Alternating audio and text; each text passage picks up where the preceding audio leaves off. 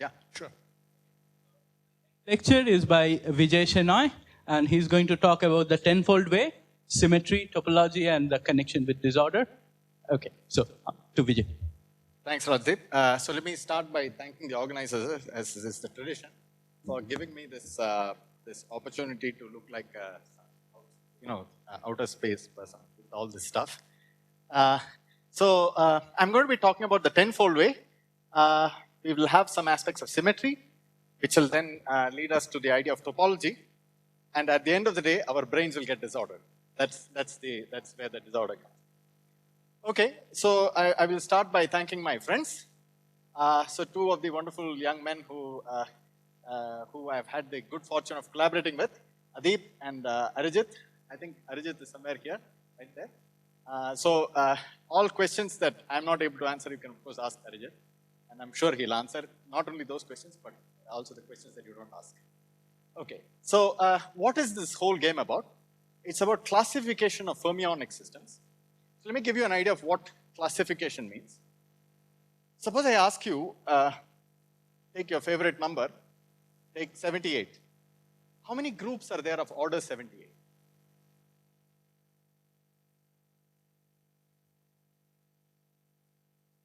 You don't know? Okay. So this is a question of classification, actually. So it's a mathematical question, or it's a question of classification in mathematics. You can ask these kind of questions in various contexts. So suppose I give you a complex vector space of dimension n. How many distinct complex vector spaces are there of dimension n? N is a positive integer. How many distinct complex vector spaces are there of dimension n? Isomorphic. So there is a, okay, isomorphic as a vector space isomorphic. Like modulo vector space isomorphic. Okay, so I want to answer this question. So let me ask you a different question. Suppose I give you three-dimensional surfaces. Surfaces in four-dimensional space, that is, three-dimensional surfaces, right? So it's some closed surface with three dimensions. Right? How many such distinct, closed, compact three-dimensional surfaces are there? If you answer this question, it will be famous. Right? Okay, so these are the questions of classification. Right? So what we're going to ask is, we're going to ask, how do you classify fermionic systems? And this sort of classification problem actually originally occurred in the late 1800s. And it was actually started by Klein and collaborators. In fact, there's a name called the Erlangen program. It's a very, very famous thing in mathematics. So there was a discovery by Riemann and Lobachevsky and all these folks sort of relaxing the Euclid's fifth axiom, and they found different kinds of geometries. And then the idea was, what are all the different geometries that are there, right? And there's a program to classify geometries based on group. That was what was started by Klein, right? And you will see as we go along that we are just taking that program into place. And that's what this whole game is. Right? Okay. So if you ask this question, what are all the distinct types of ground states for a fermionic system? It turns out that's a very hard problem. Right? But it turns out there is a problem that's quite manageable, at least for some folks. Right? You can actually ask what are all the distinct types of gapped ground state for non-interactive. So in fact, Jayanendra actually pointed out this morning one of the classes of distinct classes of gapped ground state, which is the filled Landau level. Right? There are others, as you will see, and Jay will also talk about several different examples of those. Right? And what is the open question in the field? The open question in the field is actually what happens when you have interactions. How do you classify systems when you have interactions? So in a nutshell, I've summarized what is this talk about. Okay. So the references are this. So this is the famous paper of Altland and Zirnbauer. And some of the important things that the reviews that I will be using are this paper by Chiu, Teo, Schneider, and Ryu. And that is on this. That's all available in the archive. And there's a paper by Ludwig. And there is also a paper from Arijit and Adeep today on the archive. So that also, I will actually use most of what I'm discussing will be available here. Okay, so what are we after? So you may, yeah.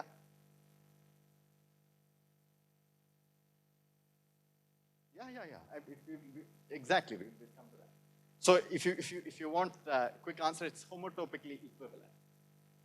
Okay. That's what distinct means. Yeah. Okay. So you may have run across these things. It's hard not to run across them because in the past, if you have heard my own talks, I have flashed them because I never understood what they are. And in fact, my whole last 6 months was spent in trying to understanding these tables. So you will see that there are these classes of fermions, and there are 10 classes here. And they are sort of, they have some symmetry signatures that are written out here. And then you have some things called time evolution operators, something called the target space of the nonlinear sigma model coming out here, and various things like this. And then you have examples that are shown. And then there's another table which is really interesting, which is the following, that D here is spatial dimension. And these are again these 10 classes. And what you see here are wherever there is no zero, there is a non-trivial topological phase of that class in that dimension. Okay? And the remarkable thing here is that there is a periodicity of 8 here for the so-called real classes, and a periodicity of 2 for the complex classes. So what is it that we are going to try and do? We are going to try and do, what we're going to try and do is a qualitative understanding of how such tables arise, right? And what the entries of these tables mean. That's what we are going to try and get a shot at. Okay? So I'll certainly promise that I'll try to go through this table in reasonable detail so that at least this is completely understood. And actually, if you understand this table, it's not very difficult for you to go and then look at this table, because actually the connection between the table on the top and the table on the bottom is some mathematics. So if you have some appropriate background of the mathematics, you can immediately see the second table emerging. Right? Okay. So the main prerequisite for this set of lectures would be some idea of second quantization. Is there anyone here who does not know the occupation number formulation and second quantization? So no, that's very good. So all of you can understand everything that I'm going to say, at least for the first 2 lectures. And in the third lecture, nobody will understand, including me, what I'm saying. So everything is fine. Right? Okay. All right. So finally, I just want to make sure that this disclaimer is taken very seriously. I'm not an expert on the field. I have just started working on this for the last 6 months or so, sort of under great coercion from Arijit and Adit. So I have to say that I'm not an expert. I will make mistakes. I'm very happy to make them, and I'll learn from your questions and also have from the discussions. Okay, so this is the background. So let me tell you the whole idea, what is where this table comes from. So the idea is that apart from the usual symmetries like rotations and translations and all that stuff, there are certain intrinsic symmetries possible in systems. And those intrinsic symmetries, you will see what they are. They are the so-called time reversal, charge conjugation, and sublattice symmetries. Right? So you have these intrinsic symmetries, and how they arise we will discuss in very great detail. Okay? And then what you want to do is you want to put down systems with these symmetries, and you have to ask, what are the spaces on which you can represent these symmetries? Right? So suppose you give me something, so suppose you give me a symmetry, I ask, on what kind of vector spaces can these symmetries act and show their character? Right? So those objects will be your fermionic classes. Those spaces will be your fermionic classes, on which you can represent these symmetries. So if you give me a fermionic class, let's take the famous A2 class, in which you will have the topological insulator in 3 dimensions, right? So you can have the representation. So you have a whole bunch of representations. And now what you do, you have a manifold, a geometric manifold, like the Brillouin zone of a crystal, or just a sphere coming from continuum, no Brillouin zone, right? You have a manifold, and what you're going to do is you're going to construct a ground state by going into the bag of representations, taking one out, sticking at a particular K point, going to the neighboring K point, taking out another fellow, sticking, and sticking things around like this. So what you will end up getting is a geometric object where you have a manifold on which at every point you have attached something. Right? And those are the occupied block states that you are attaching at every point. So you can see now that can give rise to different kinds of topology.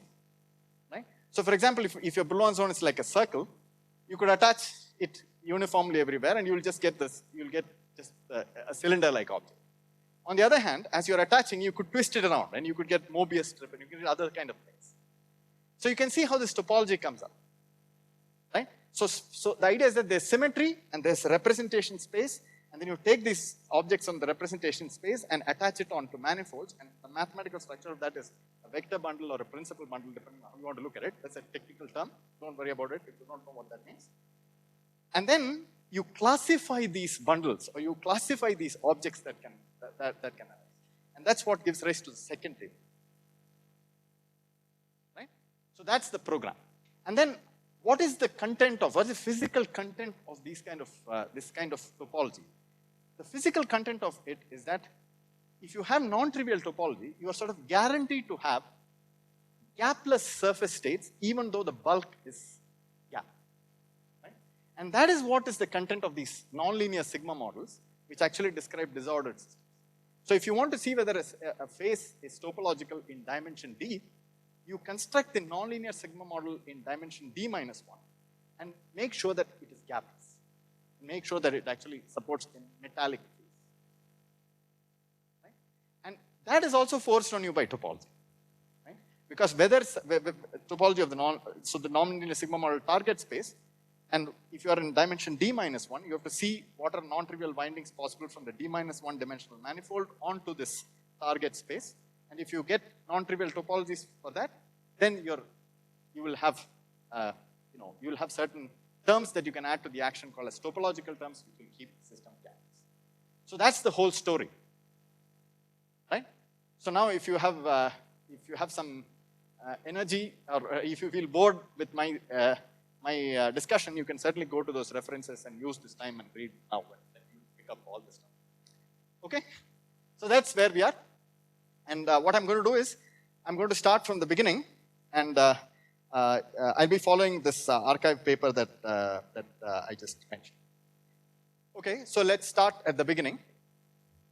And I know that this board is not an infinite continuum. There are two boundaries, right? There's one there, and there's one here, right? Okay. So can I do this? Yeah. Okay.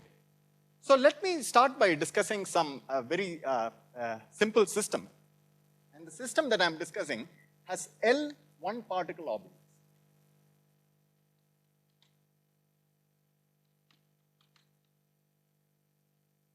Okay? So it has L one particle orbitals. And these one particle orbitals are just denoted by these jets.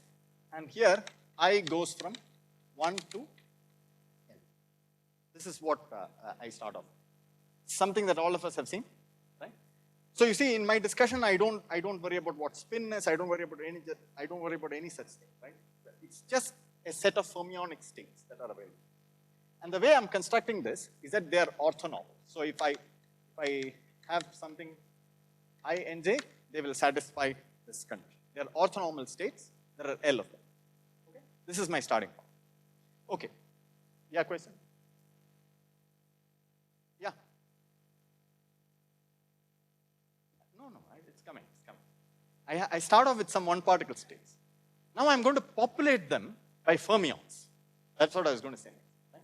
So I'm going to populate these by fermions. So how do I make sure that I'm populating them by fermions? That's the only place where I will need your background knowledge. It's by saying that there is a state called vacuum.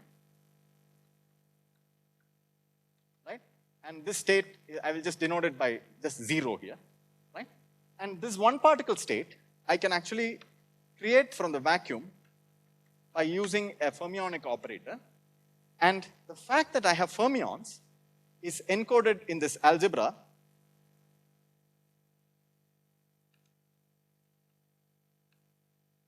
Right? Or anti-commutation relations, as you know. I will denote it like this.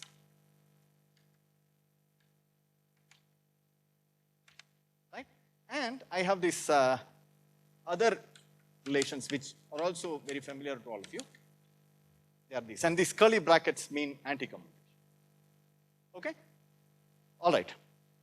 So you see, now you may say that, why should I choose this particular basis? I could choose any other basis, which is absolutely fine. You're perfectly legitimately allowed to do that.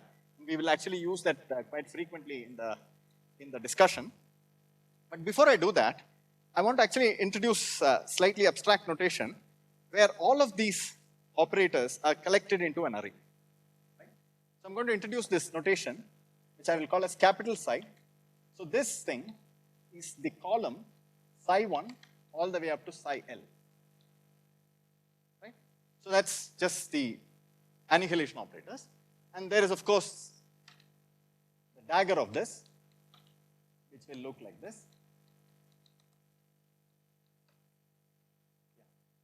So friends in the back, if I'm tending to write smaller, just remind me. I will increase the font size.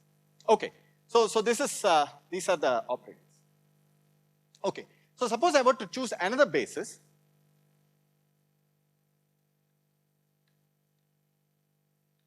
Right? Then I will have some other kets which I will call as I tilde. Right? And they, or let me just call them as okay, I tilde is good. So they will of course be linearly related to this by a unitary matrix, which I will use the convention like this. And if I were to write the kets for them, then you will see that what that will mean is that psi tilde dagger is equal to psi r, right? Okay, just a point on the notation. Whenever I write a Roman symbol with a capital, it will typically mean a matrix. Right? If I have indices on them, then they are the matrix elements. Right? If I want to write an operator, I will typically put a hat on it, except for these creation and annihilation operators, because those will be the only Greek symbols. Psi dagger or psi. Yeah, this is a mistake. Thank you. Thank you. Thank you. Okay. All right. So we have defined our system. So all the kinematics is done for one particle. Right? What if I have more than one particle? Then what happens? No, this is revision. You must be able to quickly answer this question. How do I describe a two-particle state within this? Quick. Sorry? That will not work, no? Because we have fermions. Sorry? Okay, you can, Slater determinant would be a right answer, but I can use these operators, right? So for example, I can create an n-particle state, right, in the following way. I can start with some set of states like this, and then hit it on the vacuum. Right? And this would create an n-particle state. Okay? What is the total number of particles I can put in the system? What are the allowed values of n? N can only go from 0 to L, right? So n can start either, n can only be equal to 0, 1, all the way up to L. You cannot put more than L particles because it's fermions, right? And I have L states, right? And there's Pauli exclusion principle, and that is what is actually encoded in this commutation, right? Okay, good. So this is what I have. So let's just discuss the Hilbert space now, the Folk space, whatever is your taste in calling it. So what happens is, I have a sector of 0 particles. This is vacuum, right? There's only one state here. This sector is what I will call as V0. It's a vector space. It's a one-dimensional complex vector space, the vacuum, right? Okay. And then there is a sector of one particle, that is V1, right? And then there is a sector of L particles, Vn, n particles, and then it goes all the way. This is VL minus 1, and this is V. Right? So this is a vector space, right? So what is the dimension of V1? L, the number of orbitals, right? So dimension of these guys, I'll just quickly write them here. So this is 1, this is L, and what would be N? LCN, right? It will be L choose N. That will be the dimension of this vector space, right? And what will be the dimension of this? L minus 1? L again. And what is the dimension of the fully filled object? It's 1, okay? So this is the structure. Okay? So the full fork space of the system, which I'll just write V, is a direct sum of all these guys. Okay, this is our world, right? So we now have a complete kinematical description of whatever that can happen in this L orbital world. Any number of particles can be accommodated, and this is the kinematic. Okay, very good, right? Okay. So now I want to see what kind of dynamics I can put on this, right? And naturally I need a Hamiltonian, right? You can write very complicated Hamiltonians, but I'm going to start with something very simple. I'm going to write the Hamiltonian operator. Now you see there's a hat on it. So this is written in the following way.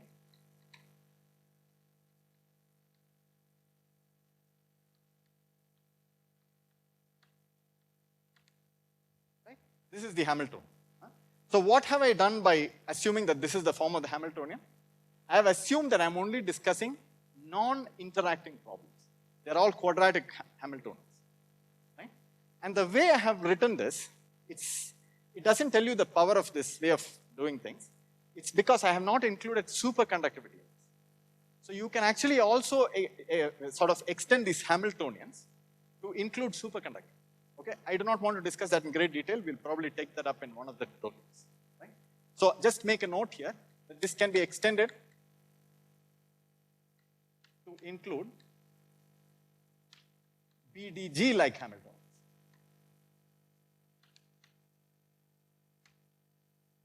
So this is the Hamiltonian.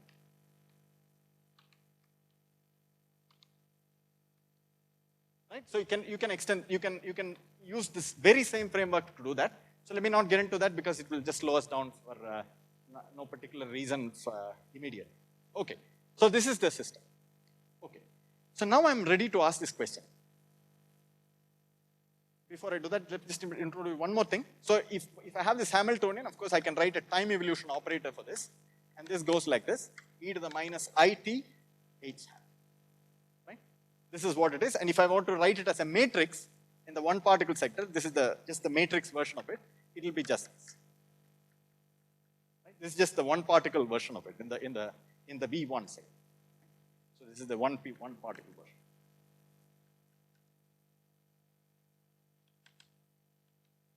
Okay, now I'm ready to ask the question. How many distinct types of systems like this exist? That's the question. Right? So you have a Hilbert space like this. You have this non-interacting Hamiltonian given to you. How many distinct types of these are there? So this is like asking how many groups are there about a cell. Right? Or how many different types of vegetables are there, right? There are tubers, and there are I don't know, gourds, and all kinds of things.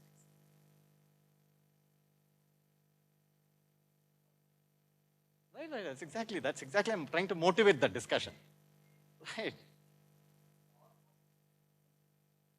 So what are all the possible distinctions? That's exactly, the question you're asking is what I'm trying my more senior friends to ask. That's exactly, I was trying to get that question from you.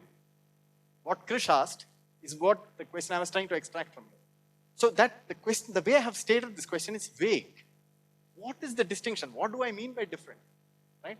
So the motivating idea is exactly this, right? So if you just say all vegetables, then you don't care. As long as it's not something that moved in the past, it's a vegetable. Right? Don't say ISC faculty. Okay? All right. So that's not enough. So you have to then find some other distinguishing character. Okay. So what we are going to do is we're going to look for distinguishing characters between different systems. And to do that, I want to go and look at this a little bit in greater detail, this time evolution operator, and show that this thing has much more structure than we have typically encountered in our first quantum mechanics course. So this is an equation that we have all encountered in our first quantum mechanics course. Right? Time evolution operator is e to the I times the Hamiltonian operator, matrix. Right? But there's a lot more to this. Right?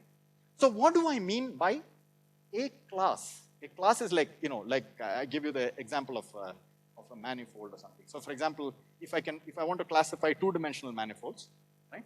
Then you can think of something with genus 1, which is like a torus, one hole. You can think of something with two holes, it's 2 genus. So they're all distinct topological classes, right?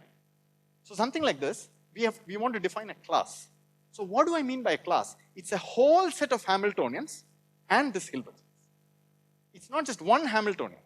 It's a whole bunch of Hamiltonians. They are one class. These people are other class, something like that. So it's a whole bunch of such Hamiltonians. So what is it that I'm trying to find? I'm trying to find a space of Hamiltonians on this Hilbert space. A space meaning I'm using the word space in the sense of a set. Right? So I'm going to define this thing. This is curly H. I don't know if you can distinguish that. Probably not. Okay.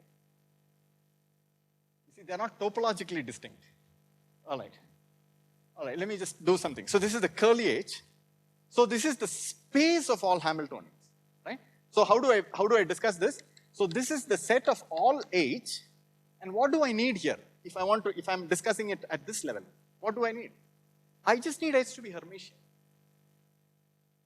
right? So this is set of all L by L Hermitian matrices.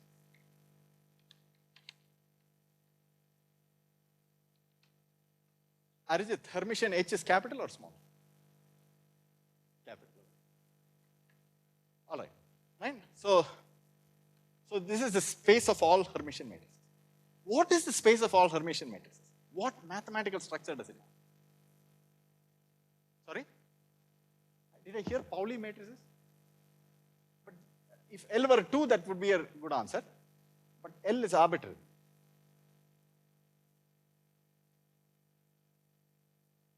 What is the set of all? Does it have more structure? Is it just a set or does it have more structure to it? Did I hear vector space from someone? Vector space. You said it's a vector space. Why? If you add 2 Hermitian matrices, you will get back a Hermitian matrix. So it's actually a vector space. Vector space over what? Reals or complex? Complex. Let's just try. So our friend says that it's complex. So let A1 be a complex number and H1 be a Hermitian matrix, plus A2 is a complex number, H2 is a complex is a Hermitian matrix, right? A1, A2 in complex numbers, right? Let's just take a dagger of this. What happens? This becomes A1 star H1 because H1 dagger is, so I can drop the dagger because H1 dagger is H, plus A2 star H2 dagger, which I drop because it's Hermitian. So is this equal to what it was before? It's not. So what's the problem? It cannot be a vector space on complex numbers. What is it a vector space on? Reals. Right? So this space of Hamiltonians is actually a vector space over real numbers. Right? So this guy is a vector space over R. Right? So this is what we have just found. Okay, what is the dimension of that vector space? What is this?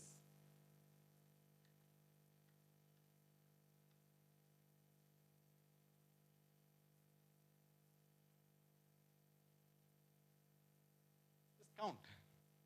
Right? The diagonal elements are all real. So there are L of them. Right? And off-diagonal elements are complex numbers. And you need only the upper off-diagonal elements because the lower off-diagonal elements are forced by Hermiticity. Right? So there are L times L minus 1 by 2 complex numbers. Each complex number requires 2 real numbers. So it's L times L minus 1 for the off-diagonal guys, plus L real guys on the diagonal. So it's L times L minus 1 plus L, which is L square. If you didn't follow this, excellent. You can work it out yourself. Right? So the dimension of this is L square. Okay? So this is what we have done. So this is already very interesting. So this is what I mean by a class. So you have to tell me some vector space of Hamiltonians and a Hilbert space on which they can act. This whole thing put together will form like a class. And we have to find some distinguishing character for different classes. Okay. Now, if you stop here, you would have actually missed something extremely beautiful. And what is that? this is not just a vector space. It's even more than a vector space. Why is it even more than a vector space? Okay, to see why is it even more than a vector space, look at this object, the time evolution operator, right? You fix time t to your favorite number, which in my case, don't put it, for some people favorite number would be 0, don't do that, right? Put it to be 1, just look at this, right? 1 times t. You fix time t equal to 1 and run over all possible elements of your vector space, this Hamiltonian space. What would this span out? It will span out all the unitary matrices, right? So if this is going to span out all the unitary matrices, and it has a structure like this, what is the space H? If I run over all of them, I span the unitary group. If I run over all of them, what is the, sorry? It's the generators of this guy, right? It is a Lie algebra, right? So this space is not just a vector space, right? It is actually a Lie algebra, but if you write it this way, it will not be a Lie algebra. What we have to do is, we have to construct a new real vector space out of it, and that real vector space is square root of -1 times H, right? And this is a Lie algebra. Oh, this is the curly H, right? The Lie algebra. So proof of that goes like this. So take I times HA, right? I times HB. These are Hermitian matrices. Calculate the commutator just like matrix commutators, right? And you will find that that is also I times Hermitian, right? So this is also equal to I times a Hermitian, right? And so what have I showed you? I have showed you that the space of all Hamiltonians, which is not just a real vector space, it is also a Lie algebra.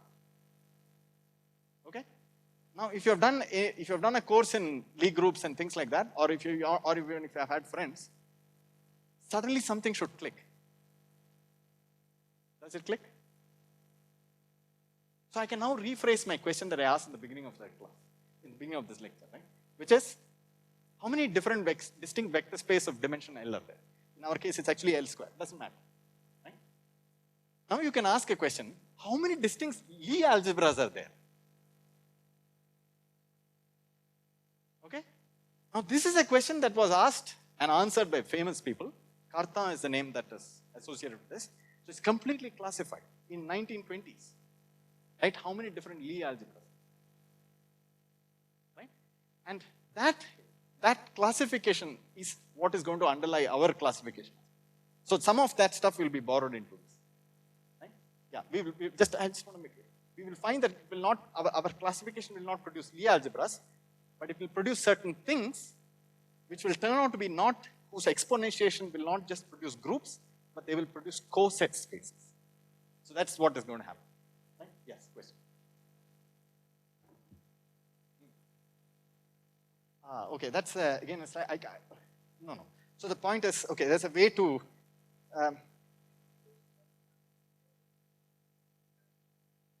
Okay, how many of you are unfamiliar with the concept of angular momentum in quantum mechanics?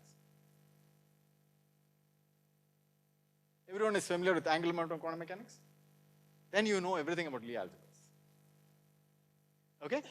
So, for example, no, this is not exaggeration. This is not at all an exaggeration. Everything comes from SU2, and if you know what Dinkin diagrams are, it all comes from there, right? If you know the rotation group and its representations, you're done, basically. That's what Cartan showed, actually.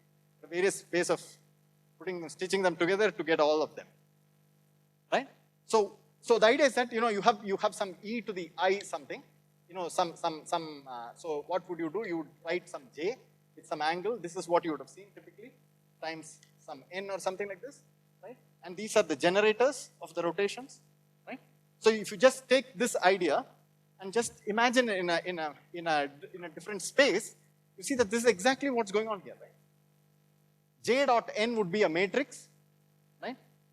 Which is like a Hermitian matrix for you, right? The generators of the Jx, Jy, Jz. and when you run over all of those possible angles, etc., you will span out the rotation group. Right? So that's just a generalization of that. Right? So you have some other group, which is this unitary group in this particular case, right?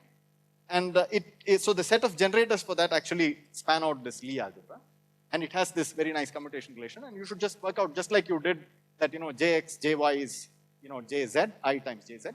You have worked that out before. You should actually go ahead and work out what is the commutation relationship that you get for this group, right? It'll be a little bit more than that. I mean, you have to work that out. Okay, so that's what happens. In fact, this Lie algebra has a name. So this is some kind of Gothic UL square. UL. Right. That's the Lie algebra. Okay? So this is what is behind this. No. That's why we need the I. See? Yeah. So we need anti-Hermitian. Yeah, again a technical thing. Don't get put up by that. It's fine. I'm saying that just believe me, right? It's fine. Just work it out yourself later. Just get the big concept. Don't get into the details. Okay? Any questions at this point? So this is the setting, right? So what we have done is we have made no classification now. We have just said that they are fermions. They will have this kind of algebraic structure for their set of all Hamiltonians and all that, and that's all we have done. We haven't done anything else. Okay? So now I have to answer Krish's question. How do I actually classify different kinds of things? And for that, I have to use one of the key available ideas of physics, which is the idea of symmetry. Right? So what I'm going to do is, I'm going to show you that if I take this kind of Hilbert spaces, there will be, just from the structure of the Hilbert space, certain symmetries are naturally manifest. There is a possibility of having certain symmetries in a very natural fashion, right? And that's what I will argue. I will argue what are those kind of symmetries that you can have in these. We will classify those symmetries, and then we will say that if you'll find that there are 4 different types of symmetries. Yeah, I'll show you that. And then based on different combinations of which are allowed and which are not allowed, you will get the type classes. So that's what is behind this. Okay? All right. So now let me take the discussion ahead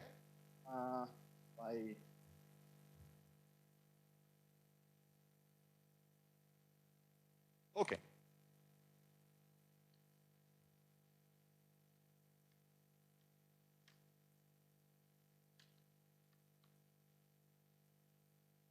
I'm sorry?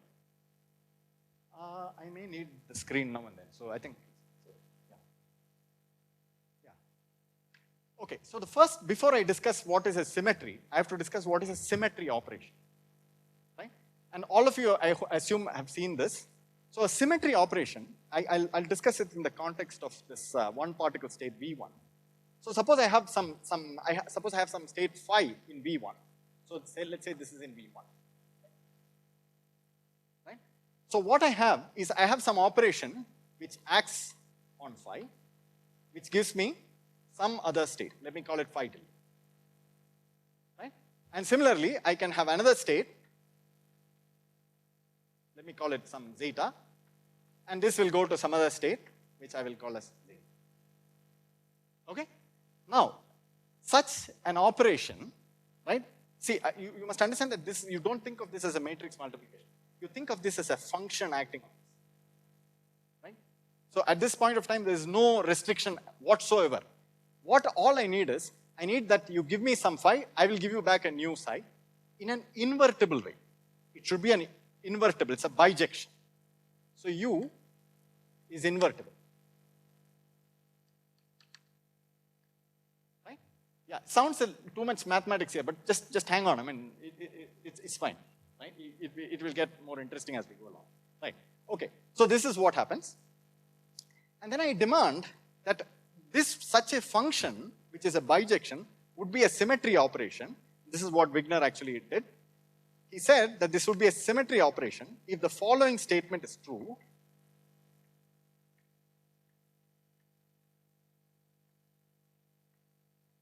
For all zeta, phi and zeta.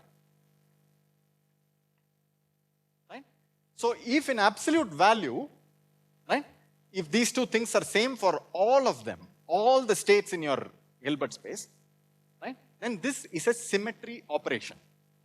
This is such functions are what we will admit as symmetry operations. This is what we will use to describe symmetries. Okay? All right? So this is the definition of a symmetry operation. Now why would this make sense? This just says that probabilities will be conserved in the process, probability amplitudes. It's not just probability amplitudes, the probabilities will be conserved. Observables will be conserved. When you change, conserved is not the right word, will be unchanged. Right? When you do this. Okay. Now comes Wigner's theorem. Right? Yeah. No. That's what theorem comes. That's exactly right. So Wigner showed the following thing, right?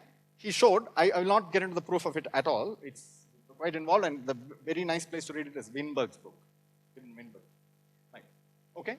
So if you look at what Wigner said is that such a symmetry operation has to be one of two kinds. It's either U is either a linear operator or an anti-linear operator.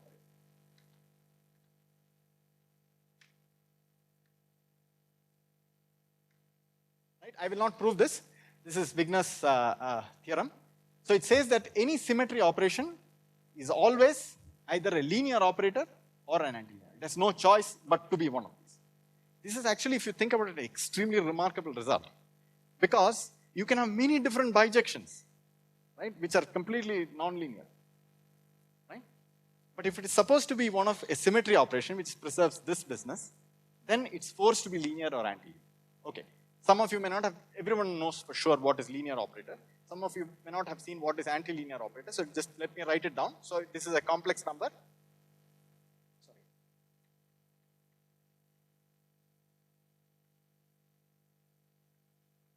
So this would then be alpha star u hat phi plus beta star u hat zeta. Right? This is the definition of antilinear. This is what it is. Yeah.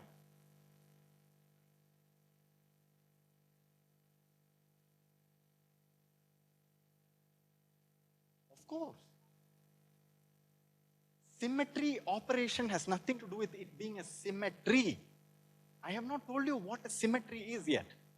I am telling you what is the mathematical structure I have to have for something to be admissible as a symmetry.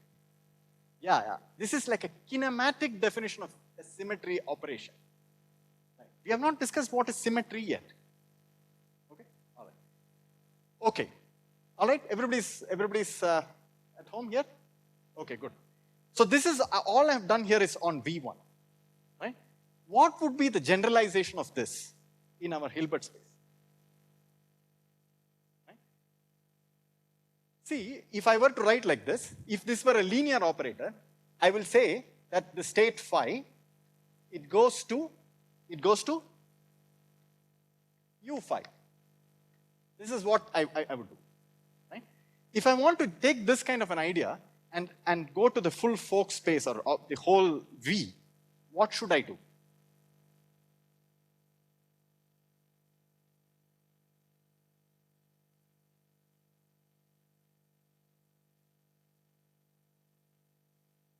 Right. So what Abhas is trying to say is that I did something here. So when I did something here, I took a state here. So this is the vector space. You can imagine points of this as vectors, right? And I mapped it back onto itself. So if I were to do this in some higher particle sector, say the Lth one, or the nth one, I would take a state here and map it back to itself. But you see, that can't be done independently, because you are allowed to have any number of particles in the system. So if you define a U on the one particle sector, it forces another U on the L particles, on the N particle sector. How would I get it all together in one shot? I would get all together in one shot by not discussing these kind of operators on the states, but to discuss their action on the creation and annihilation of it. Once I do that, then I can work with any Hilbert space. Everybody's good with this? Yeah. See, what I'm saying is the following. I have a symmetry operation. What does the symmetry operation do? It takes these particular states and sort of mixes them up in some way. This is symmetry operation. That's what I did there with one particle state. Now, I am asking the question, how do I implement that in an n particle sector? So I know something happens in the one particle states. So if I have a definition of my symmetry operation in that one particle state, right, then that should naturally go into this sector as well. So how do I do that mathematically? So the way to do that mathematically is not to think in terms of these one particle kets, but think in terms of these guys. Right? Okay, very nice. So if that is the case, let me just run over here. What should I do? The generalization would be something like this. Psi dagger maps to something psi dagger times a U. This is a unitary matrix.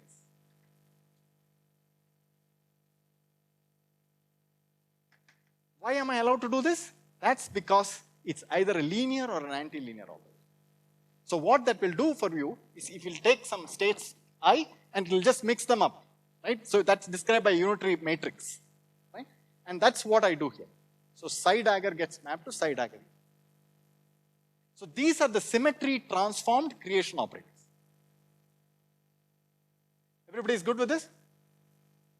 Everybody is good with this?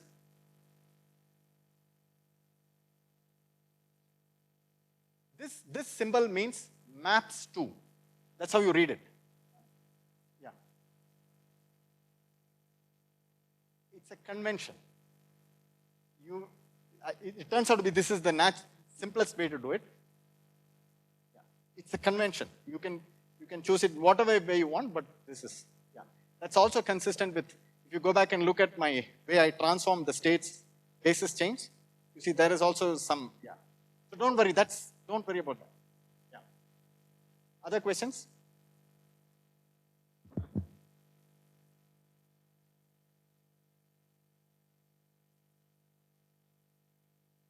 Okay, I did not understand the meaning of the word in the what sense you're using the word permutation. No. There's no occupation of states here. See, you just see what happens in this context, right?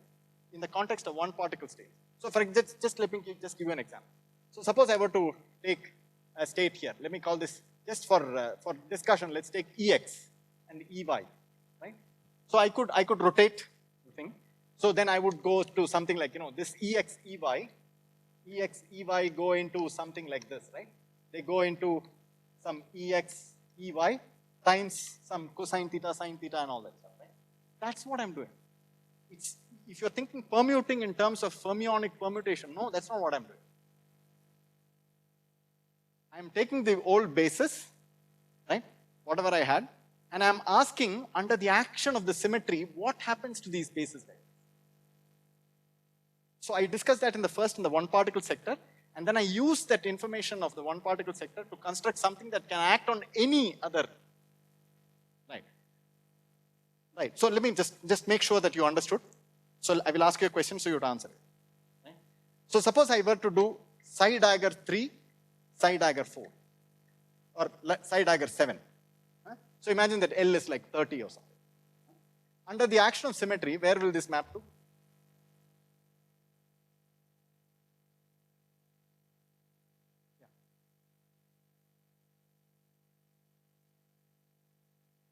Yeah. Rajit, I'll come to your question. Can I just, because I want to just make sure that he has understood.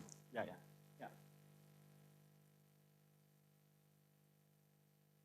Okay, so let me help you out here, just 1 second. So let's just look at how will I write this formally? The way I will write this formally is the following, right? I will write this formally, U psi dagger, U hat, both operators, this is the action of the symmetry on psi dagger, is equal to, now not maps to, it's equal to psi dagger U. This is just a unitary matrix. This is the definition of this symmetry operation. Okay? So I take this guy and hit it here. Right? So you see, you just write this down, psi dagger 3, right? And just give some space here because something will happen, right? Psi dagger 7, and then just write U inverse, right?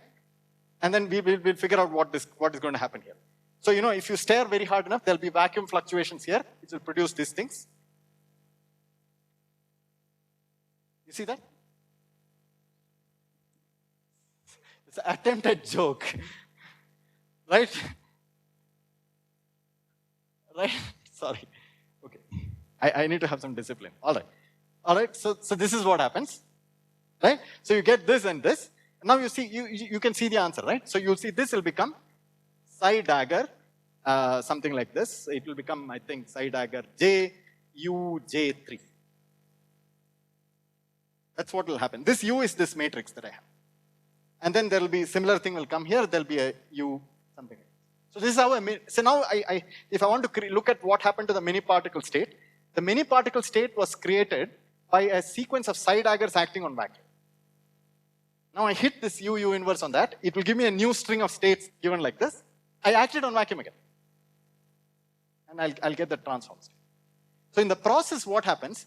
Everything in the sector N remains in the sector N. Everybody has understood what has happened? That's it.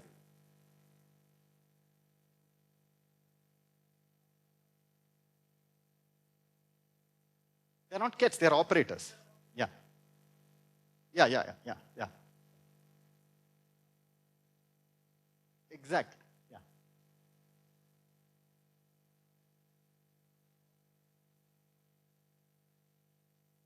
No, but we have to understand, you see what I was talking about. What do you mean by class? A class is that full thing and a Hamiltonian that I'm giving you. So if you give me the Hilbert space structure, I should be able to put any number of particles in them. So if you just want to hang on to just a particular realization of, say, n equal to 5 for L equal to 30, that is equivalent to one particle quantum mechanics. There is no fermionness there. Because there is an LCN times Hilbert space, you just write the matrix, it's done. Then there's no classification question. You see, so whatever you're doing, you should be able to accommodate any number of particles. So it's this. That's why we are making a lot of noise about this Hilbert-Folk space structure. Because if I just restrict to one, it's just like a one particle problem.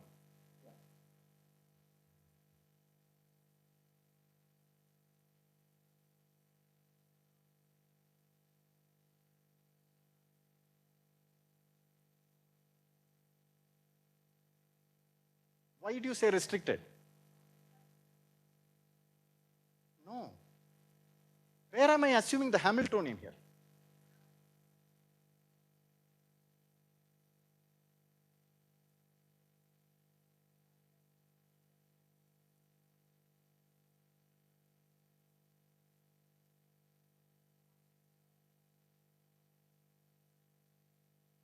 No, that is fine. There's no issue with it not becoming a slated determinant. In fact, this is not a slated determinant. This is a linear combination. If I take this was a slated determinant. This will become a linear combination of slated determinants. This is a linear combination of slated determinants of the old guys.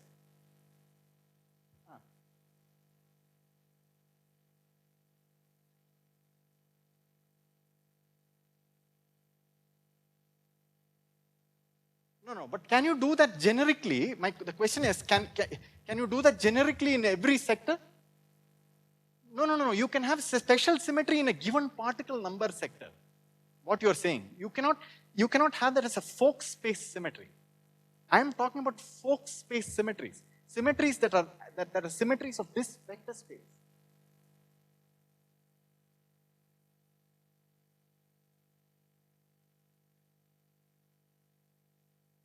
It's right.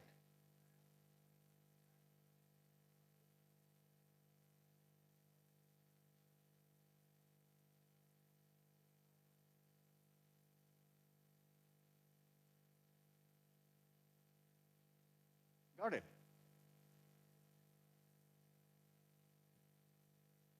It's okay. My point is, what you are saying Can you have a generic symmetry? Can you define something in the 5? Suppose you define something in the 5 particle sector. Will it act on all other sectors? It won't. So this is what you can most generally act on the fork space, on the full thing. So this is a very important point because this is what is that?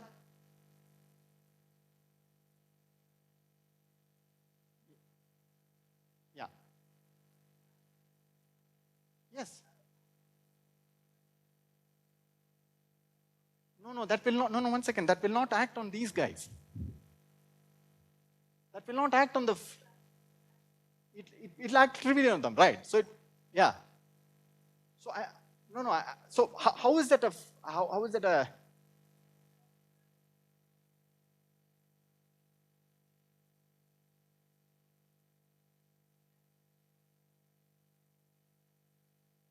no, but that's yeah, it acts trivially on V0. That's by design. Okay, maybe we can take this up later. Yeah, because all the stuff that will come out of this. Yeah. Okay, I can discuss with you later. Yeah.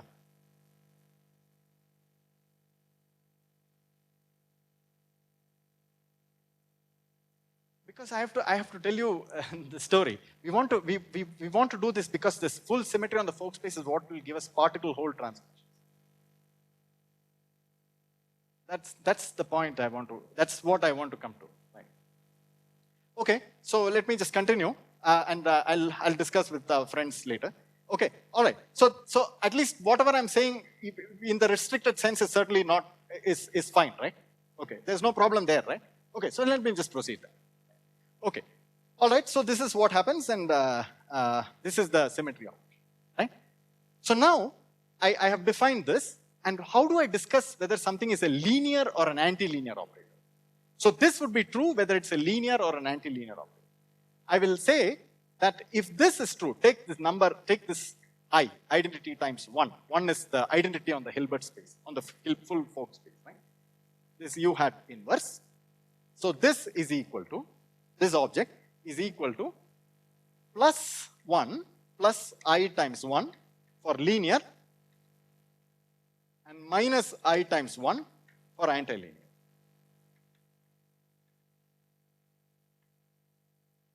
Right? This is what we mean by linear operators and anti-linear operators. Everybody's understood on this point? Okay. So under this action of these kind of symmetry operations, what happens to my Hilbert space? So what happens to my Hilbert space is that I will be mapping my 0 particle sector back to the 0 particle sector. I will map L particle to, sorry, this is 1 particle sector to 1 particle sector. This will map back, this will map back, this will map back. So this is the mapping. Right? So you'll go back to that. Okay. So what was realized by Altland and Zirnbauer is that you can actually expand the scope of Wigner's theorem as far as fermions are concerned in the following way.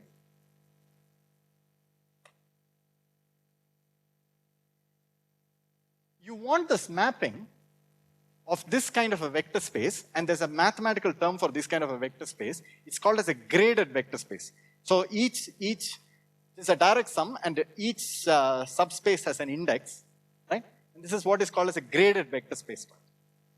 So what Altland and Zirnbauer realized is that if you just want something to be bijective, right, that is invertible, linear or antilinear is fine, you can have another class of symmetry operations which preserve the graded structure of the vector space. And what is that symmetry operation? So let me just use a blue color or something, some other color, if I can find one. That's orange. Graded means that there is, associated with it, there is like a number. Yeah. Okay, and those are the ones that map things like this. Right? So you map it to this. So the vacuum maps to the fully filled state. Right? This guy maps to that, and this, and so on. So why is this sensible? Right? This is sensible because quote unquote, if you count the number of degrees of freedom in this subspace, you will see that that precisely matches the degrees of freedom in the other subspace. Right? So if you had, the other way to see it is, if I start from vacuum and if I create a particle, I will quote unquote see a particle moving around. Right? On the other hand, if I start with a fully filled state and destroy a particle, or in other words, create a hole, right, I will see this one hole moving around. Right? And the other way of seeing it is that if I were to write, if I were to just make this kind of a transformation, this is like a crude way of seeing it. If I were to make a transformation like this, psi dagger I goes to phi I. Right? It's an annihilation operator. Then all the creation operators become annihilation operators, and annihilation operators become creation operators. And the fully filled state becomes vacuum of these new phi's, right? And so on. Right? So there is a, so this, the class of transformations, the usual symmetries, so those were the ones which I called as usual symmetries, these kind of symmetries. So these are what we call as usual.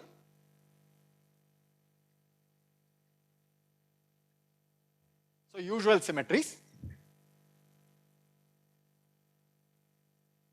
And we can have some, what we call as transposing symmetries.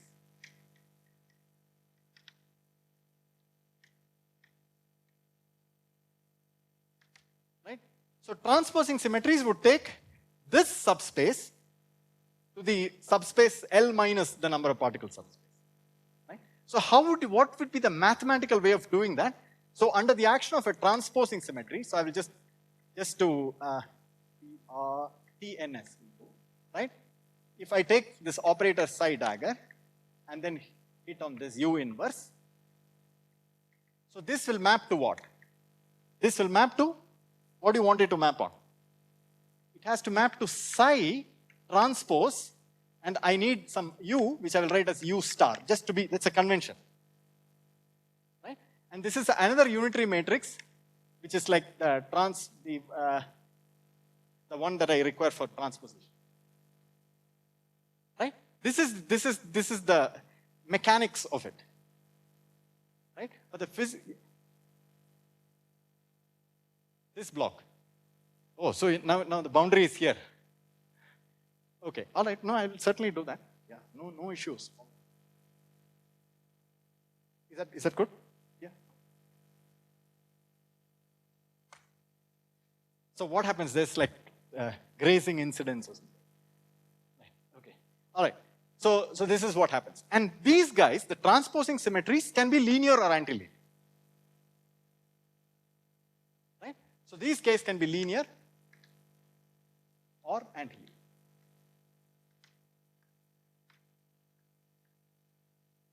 Again, linear, antilinear, the same definition as that.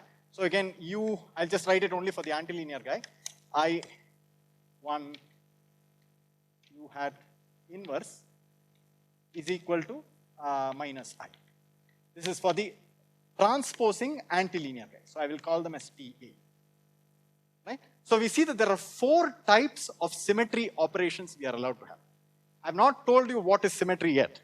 These are all just kinematics of symmetry operations. There are 4 types. There is usual linear, usual antilinear, transposing linear, transposing antilinear. Okay? There are these 4 types of symmetry operations. Right? Now you have to understand, I am not making any other assumptions about the system other than the fact that there are these L orbitals. And what we are finding is that there are, just because there are fermions, etc., that's hidden here or that's underlying this, you'll see that there are these 4 distinct kind of symmetries that are possible. Okay? Symmetry operations, sorry. Okay. So now what I'm going to do is, I'm going to collect all of these guys and I'm going to make them into a set. So this set of all. Set of all such symmetry operations. I'm going to call that as GUL. Right? And the set of all, this is GUA and ditto, and this is GTL, and this is GT. Okay? Everybody's good with this? This is all just symmetry operations. I've just classified possible symmetry operations. Okay.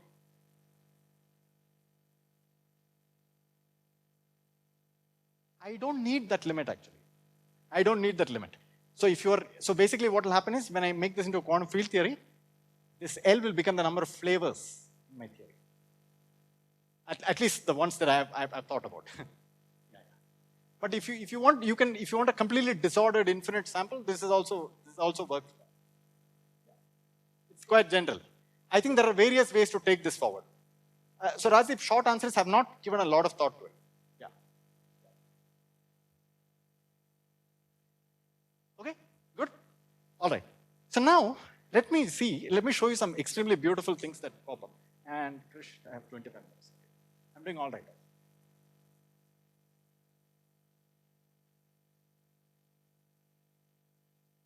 Let me show you some extremely beautiful things that pop up. So now let's say that I have a usual linear operation. So let's just focus everything on usual linear, guys. So U1 and U2 are in this set. This is all set now. We are only talking about set. Okay? This is usual linear. If I take U1, U2, product of these two guys, what do you think that will be? What do you think? Sorry, it will also be a usual linear operation. Everybody sees that? Right. Okay. All right. So this is also in UN. All right. So now, you can see that the element 1, what kind of operation is that? It's a usual linear operation. It's a linear operator, identity on the Hilbert, on this Folk space, right? So that is in GUL, right? And you can see that the way we have constructed is already associative. So U1, U2, U3. U1, U2, U3 is equal to U1, U2, U3. Right? It's associative. And it has an inverse, right? So U1, U2 is equal to 1 has a solution because I just take that unitary matrix that I have the unitary matrix representing this guy, just take the inverse of that and that represents the inverse of this. So what have I shown you? It forms a group, right? This object forms a group. So GUL is a group. Okay? All right, very good. What about this guy? What about usual antilinear symmetry operations? Do they form a group? Sorry? No identity. Correct, exactly. So that's a very nice answer. No identity. So it cannot form a group. And you can immediately see that none of these can form groups, right? Because this operation has no identity also, right? This usual the transposing linear operation has no identity because it flips the Hilbert space. Anything there has to flip the Hilbert space, right? So it cannot have an identity. Right? Very nice. Okay, so that's the answer. So these guys don't form a group, right? So G whatever UA, G TL, G TA do not form a group.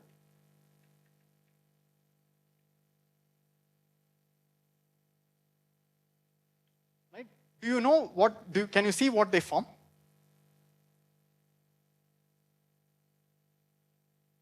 I thought I heard the right answer, but let me just go through this again. All right. Now suppose I take U1, U2, both in GUA, usual antilinear operations. What is the product of these two? What is the product of two antilinear operations? It's a usual linear operation. Right? So the product of these two guys is actually U1, U2 is in GUL. Correct? And now you see something more interesting. What happens if I take U1 in GUA and U2 in GTA? And if I take the product of these two, what will I get? Sorry? I'm taking from UA and TA. TL. Do you see that it becomes an element in UTL? Do you see that? Right? So this becomes an element in GTL. So what is the summary of these things? Two usual linear operators form a group. The other three guys, if you take elements from the same type and multiply them, you will go back to the usual linear. If you take one from one of them and another from the second one, the product will be the third one. You see what's happening here? Okay. So I need the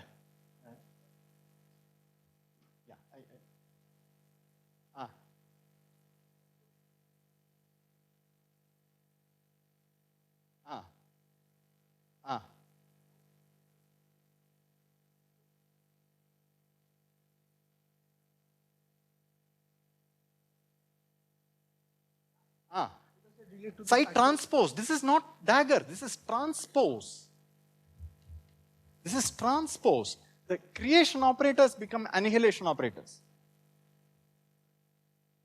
Right? Because this is a column vector. I need to go to a column vector.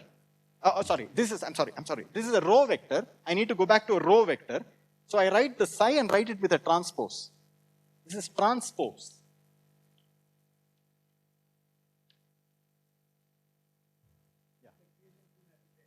Right. Okay, so what is the summary of this? Okay, the summary of this is symmetry operations are usual and transposing. So they can be linear, the usual linear symmetries, symmetry operations, and they can be, when they are, so you can have what we call as non-ordinary symmetries, antilinear usual, linear transposing, and antilinear transposing. And okay. All right, and this is how these symmetry operations act, right? Okay, I'll come back to this in a minute, right? And this is the multiplication table of the allowed set of symmetry operations in our system, right?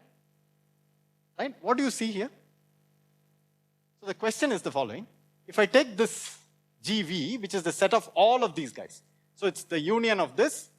Union of this, the entire thing is what we call as GV. This is the set of all symmetry operations on our Hilbert-Folk space. Right? If I take that guy, you see that this guy is actually a normal subgroup. You can just see it in your head.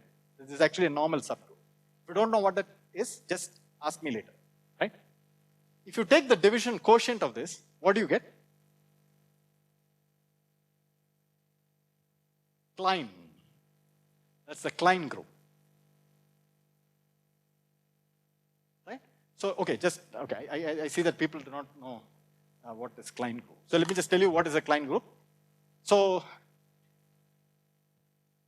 yeah, I'm not going there. So Klein group is also the group Z2 cross Z2. Right? So it has 4 elements. Right, and the elements will be like this. So I will use this notation later. And why I think I don't remember. Let me just take a peek of what my notation was. I can show you the Klein group already. Yeah, this is the Klein group. This is the Klein group, right? So it has 4 elements: I, theta, chi, and sigma. And if you this has all the nature that I said. So if I multiply 2 of these guys, I will get I and I'll get I. If I multiply by I with theta, I'll get theta, chi. This is not surprising. If I take theta and theta, I'll get I. Right? If I take theta and chi, I'll get sigma. Right? So now you see, this is the Klein group. Right? So all the diagonals will be 1 and the other things will just permute amongst themselves. Right? Okay. Now you see this very beautiful thing, that this multiplication table is actually the Klein group in disguise. The set of all allowed symmetry operations in the system, in our fermionic system, is just the Klein group in disguise. Right? I just have to divide it by this normal subgroup and it's the Klein group. Right? So if I make this a simple group, which means something that doesn't have any normal subgroup, then I'm happy. Then I'll just have just the Klein as the quotient notation. All right. Okay. So, okay, I'll very quickly tell you what the quotient notation is. All right. So suppose I have some group, right? So suppose I have some group G. It has some elements G1, G, some n, large number of things. And suppose I have some subgroup H, right? So then the idea is that I have some elements H1, M, where M is, let's say, less than n. So it's a subgroup. So generically, subgroups can be very complicated, but there are some nice subgroups, right? The nice subgroups satisfy this criteria.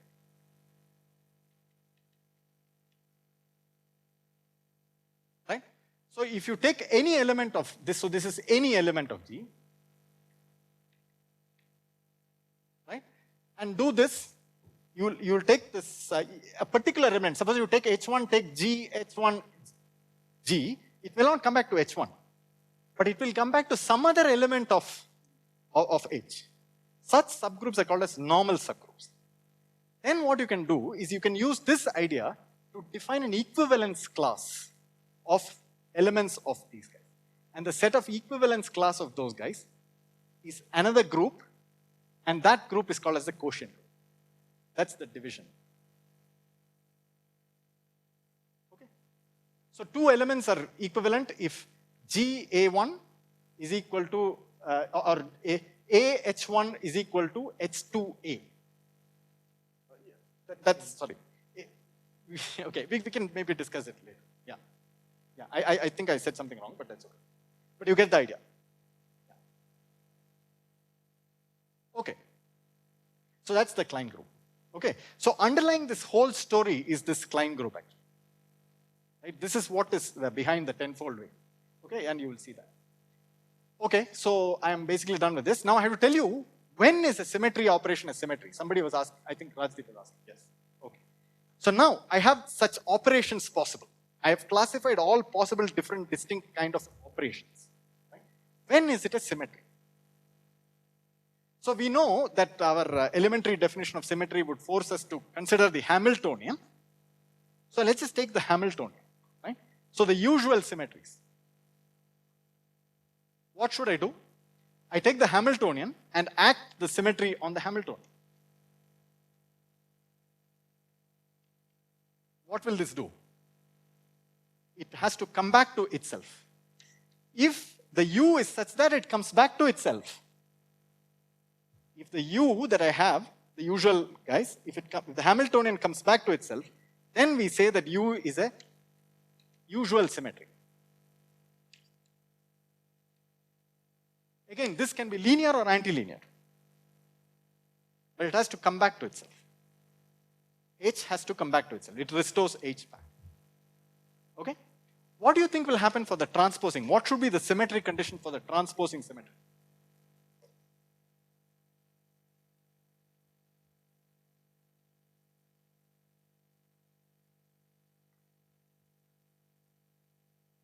Sorry? No. 1 second. Let's understand let's understand what's going to happen.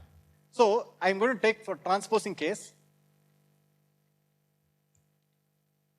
right? I'm going to take UH and U inverse. Right? Sorry. This just happened. Right? I'm going to take this. What should it become? So let me just use some simple notation and see what happens. So this becomes U. I'll write it as psi dagger and the matrix H and psi, and then U hat inverse. And again, no fluctuations this time. You just insert identity here and then split the identity into U and U inverse, right? And you can do the same old trick. So this becomes U inverse like this, and then U, H, U inverse, and psi, sorry. And then, sorry, what did I make a mistake? No, I didn't make a mistake. So this is U hat, this is psi, U hat inverse. So this is what I will do. So now you see what happens. This guy will become a psi. It will become an annihilation operator. And this guy will become a creation operator. Right? Then we cannot simply apply it onto our Hilbert space the way we usually do. So what should we do to enforce the symmetry? What we do is we just normal order this. You just bring all the psi daggers to the left after you have done this process. Normal ordering. right? When you do this, you will find that all the size will be to the left of the psi daggers. You just do the normal ordering process. See, anybody who's worked with the Hubbard model and showed that mu is equal to u by 2 for the particle hole symmetry, if you have done that, you would have done this. Right? So you just do the normal ordering process. So let me just write the result. This is the motivational discussion. The result is, I just do the normal ordering process here and demand that that is equal to h. This is the condition for it to be a symmetry. Right? Now, for our system, you can collect all the symmetries, including them from any one of these different groups, etc. That will be a subgroup of this GV. The set of all U's,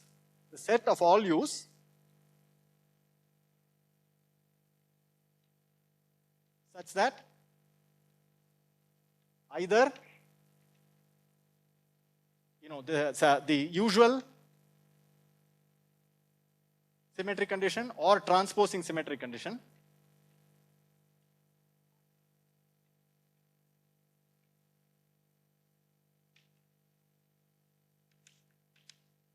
right? Either usual or transposing symmetry conditions are satisfied is the symmetric group.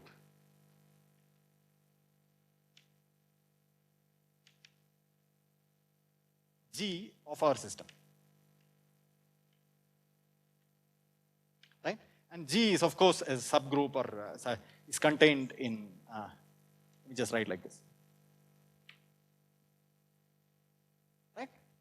So this is, yeah. Okay? So now, let me explicitly work out what are the symmetry conditions for these 4 types of operators. And I actually alluded to that very quickly. And that's very good because I have precisely the amount of time I need. Right? So the idea is U psi dagger U inverse is equal to psi U. This is the usual case. Right? I'm going to work out the symmetry condition now, explicit form of the symmetry condition. Okay? So my H, as I have written, is psi dagger H psi.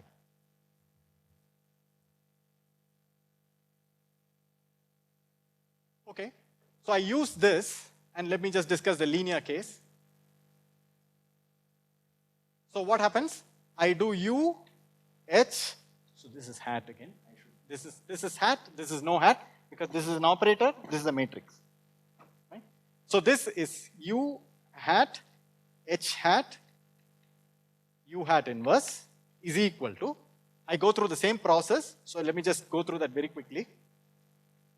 Psi dagger, U hat inverse, and then this is U, this is matrix H. Please note that these are some set of numbers, it's in some matrix form.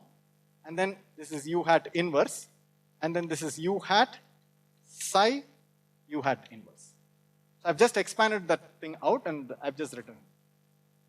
Okay, everybody's with me? Just some math. What is this object? Right, so this is psi dagger U. And what is this guy? If it is a linear operation, it is just H. Nothing happens. Because it's, you remember Hi is, and H1 is always, U1, U inverse is always 1. And U inverse is equal to plus I. So any complex number will be left unchanged by this. So what happens? This just remains H. Right? And then this becomes U dagger. This is some algebra, but you can show that this, if this goes as psi dagger U, this will actually become U dagger. And so the symmetry condition, so I've used this definition of the symmetry as to symmetry operation. I have acted it on this, and now I'm imposing the symmetry condition. This is equal to psi dagger H psi. That is this equality condition for being a symmetry. So what do I read from here? I read that U H U dagger must be equal to H. Right? So that's the symmetry condition.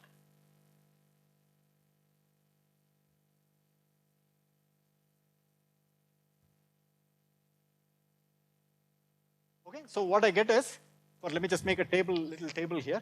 So the usual linear operators, I'll get that U, H, U dagger must be equal to H. Okay, now I have the benefit of having a chalk and an eraser, which allows me to do all kinds of surgery and corpordisms of this thing. So let me just do that. So I do antilinear here. Right? Okay. So I do U, H, U inverse. This remains as is. This remains as is. This remains as is. No change because just introducing identities. What is the crucial difference you'll get if this is antilinear? This will become H star. Exactly. Thank you. So this becomes H star. And from there, I read my symmetry condition as usual antilinear symmetry condition would be U, H star, U dagger is equal to H. Everybody's good? Right. Okay. So now I go to transposing. Right? Let me remove this. It becomes transposing. So what happens here? This becomes transpose and U star by convention. Good? Okay. And let me stick to linear first. So what happens here? All this remains as is. No change. This guy becomes psi transpose U star. What happens to this guy? This becomes U dagger transpose, right? Because it's the annihilation operator, creation operators in a column. So it has to be transposed. So that's why I write psi dagger transpose. And what will come here? This you can figure it out yourself later. This is actually U transpose. That's what you'll get. Sorry? And no star here because it's a linear. Right? Since it's a linear operator, this remains as is. Now what I have to do is, I have to undo this matrix stuff, and I have to write the matrix components and then move these things around. When I do that, I will get the following. This is an exercise. You should do it yourself. Right? I will get the following result. I will get this is equal to psi dagger U H transpose U dagger psi plus a number which is trace H. Right? Because the same i's will, when you do, you get a delta function that will give you a trace. Right? And this must be equal to, psi dagger H psi. So from here, you will get a very nice condition, which is that transposing linear, you will get the following conditions. You can work that out yourself again. U H transpose U dagger with a minus sign is equal to H, and trace H equal to 0. Actually, this will automatically imply trace H is equal. Right? Okay. And what will happen if I have transposing antilinear? It's very easy now, right? Because all I do is, I just put a star here, right? And this will become star transpose, which is just dagger, but H dagger is H. So the condition is the following.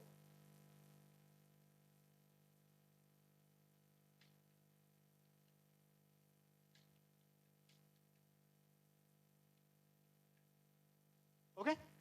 Very good. So that's my table here. That's the table I had showed you before. This table.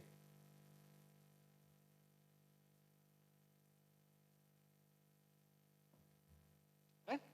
So these are the different kinds of symmetry operations, and these are the symmetry.